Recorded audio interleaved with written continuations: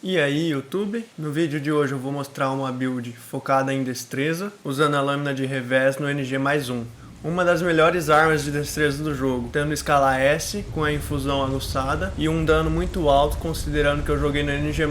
E a cinza de guerra principal dessa arma deixa você desviar dos ataques dos chefes enquanto causa dano neles. Então vamos ver como eu fiz a build da lâmina de revés. Pra pegar a lâmina de revés, é só vocês saírem dessa graça na DLC chamada Ruínas Queimadas e seguirem até onde eu marquei no mapa.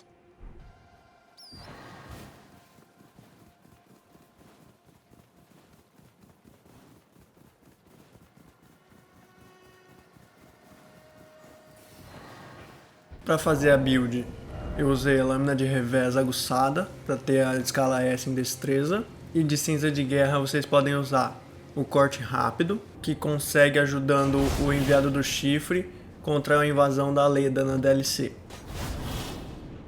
Outra opção de cinza de guerra é a cinza de guerra ponto cego, que vem por padrão na espada. A cinza de guerra ponto cego serve como esquiva na hora de atacar.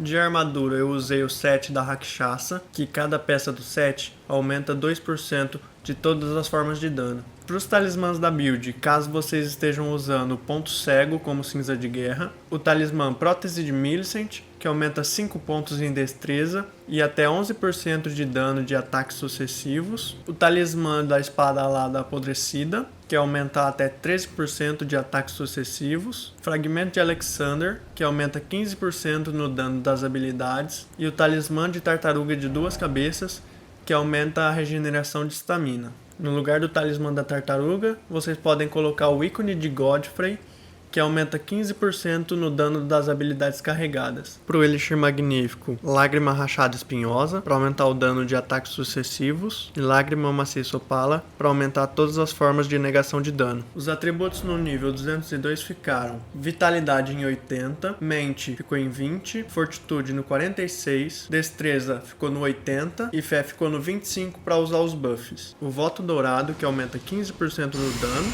e aumenta 10% na negação de dano recebido, e o Chama Conceda-me Força, que aumenta 20% no dano. E no lugar do Chama Conceda-me Força, vocês podem usar o Uivo de Chabrire, que aumenta 25% de dano, porém aumenta 30% o dano que vocês recebem.